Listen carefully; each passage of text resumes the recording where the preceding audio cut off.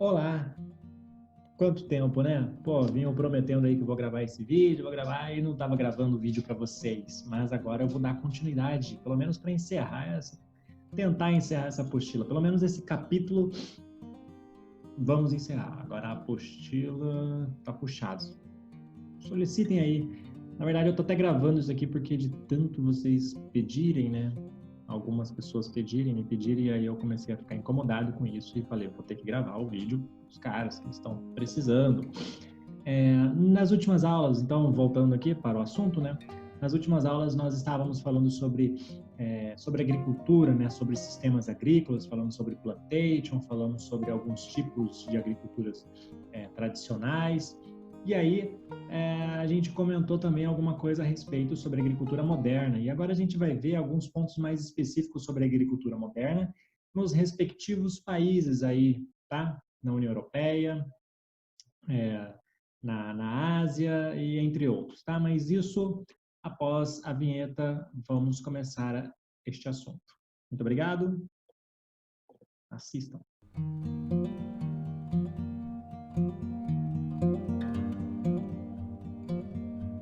Pois bem, pessoal, na agricultura moderna, né, e multifuncional na União Europeia, a gente vai ver o porquê dessa palavra multifuncional, porque os campos lá, as fazendas, não são só para cultivar ou para criar animais. São multifunções, é uma característica, tá? O que acontece? No continente europeu, a agricultura que emprega alta tecnologia no plantio ela é praticada principalmente em pequenas e médias propriedades. Por que pequenas e médias propriedades? Primeiro porque lá, né, na Europa, os países, né, comparado ao Brasil, né, quantos países não cabe dentro do Brasil, né? Os países são pequenos, então as propriedades também são pequenas, né? Lá não tem muito essa característica dos latifúndios que temos aqui no Brasil. Então, ela é mais diversificada, né? São médias, pequenas e médias propriedades. E caracterizam também, muitas das vezes, administrada por mão de obra familiar, ou seja, são grupos familiares que administram as fazendas, né? A área rural. Diferente no Brasil, né, que normalmente são grandes empresas, grandes conglomerados. Não que na Europa também não tenham empresas que estão à frente dessas fazendas, mas majoritariamente grande parte é administrada por mão de obra familiar. É,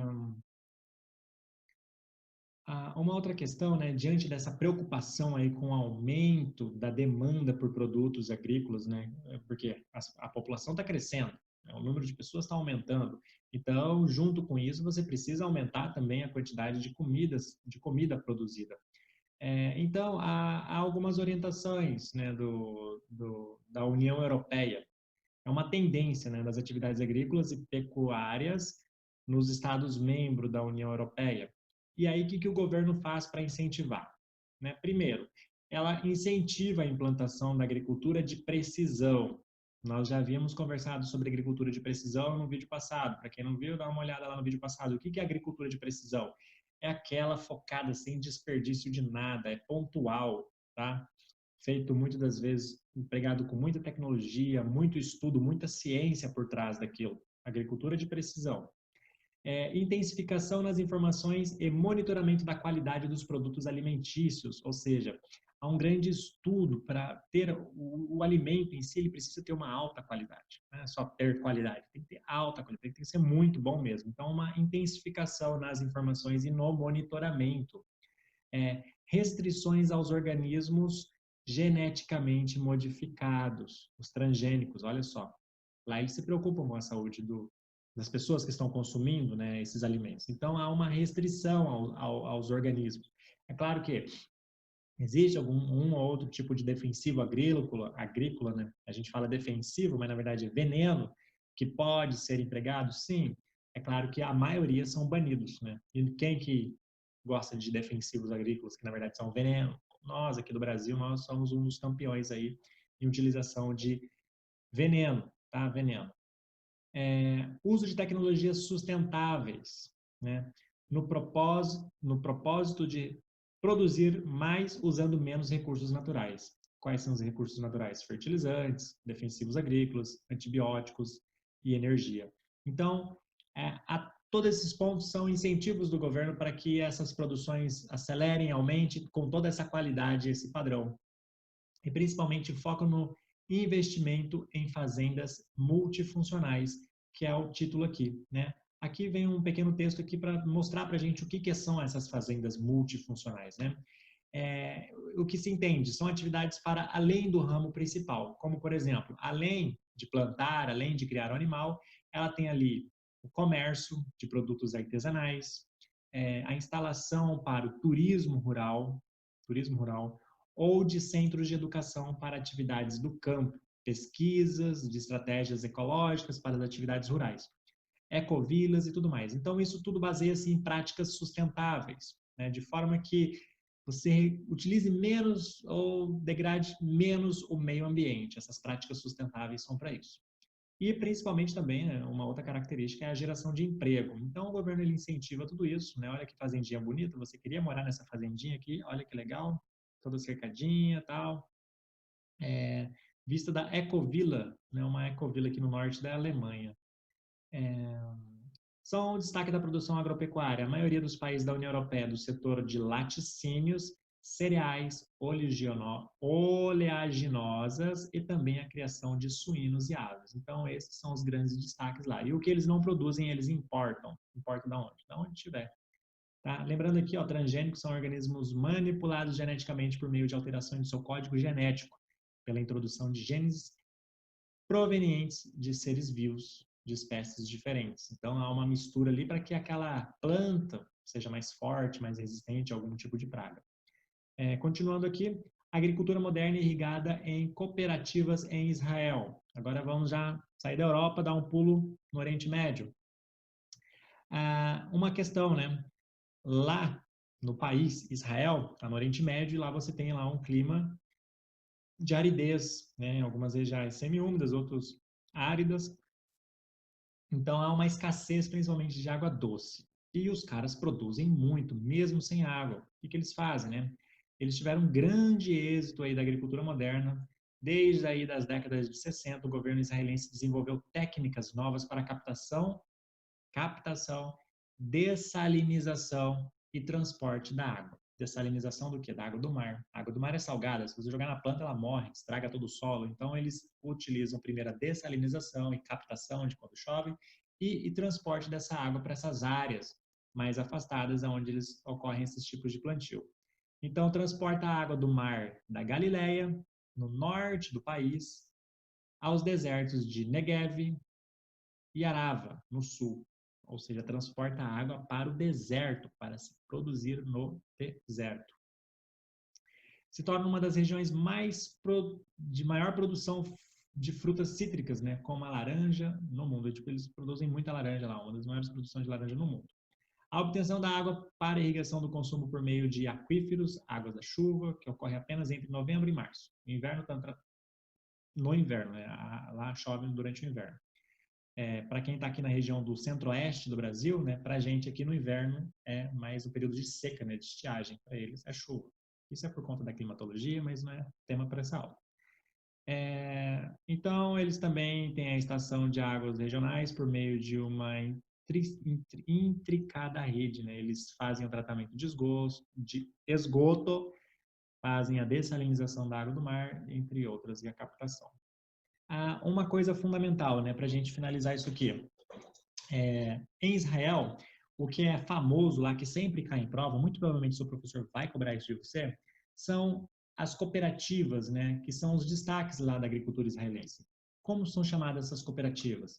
Kibbutz, ou não, né? E dos moshvim.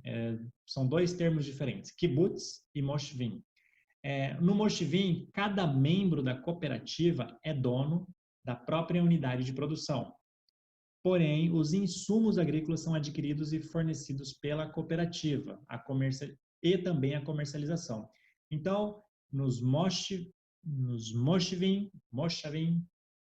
cada membro ali desse grupo, ele é responsável pela sua produção, porém, os implementos, né, seja fertilizantes, os insumos, as sementes, vem do grupo. E aí cada um recebe e vai fazer o seu plantio. Diferente dos kibbutz. Kibbutz, que são cooperativas em áreas rurais, ocupadas por imigrantes judeus nos primeiros anos do século XX, antes mesmo da criação do Estado de Israel. Para quem não sabe, o Estado de Israel ele surge, né, ele aparece na história a partir de 1948.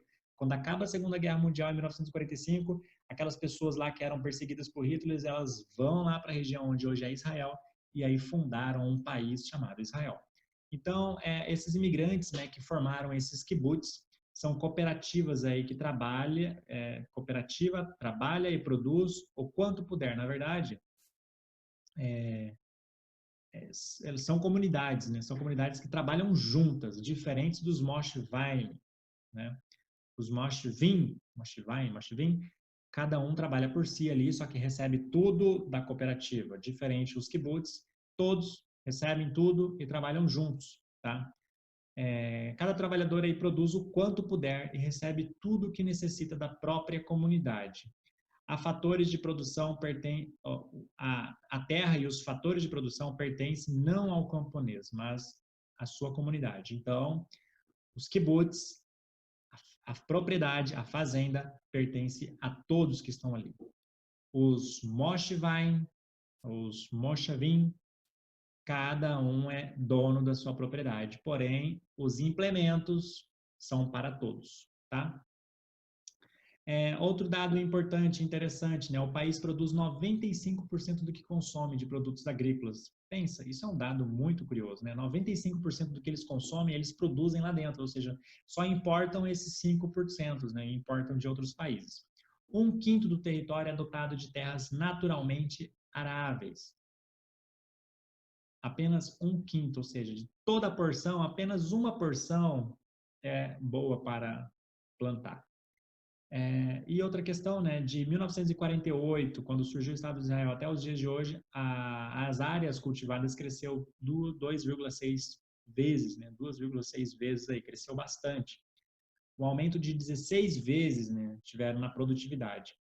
Como, por exemplo, trigo, milho, algodão, laranja, abacate, kiwi, manga, uva, melão e frutas vermelhas. Além das hortaliças, são os principais produtos da agricultura israelense. O que mais você vai pegar na sua prova aqui? A diferença entre kibbutz e moshvim. Kibbutz, comunidade toda, todo mundo é dono de tudo, todo mundo.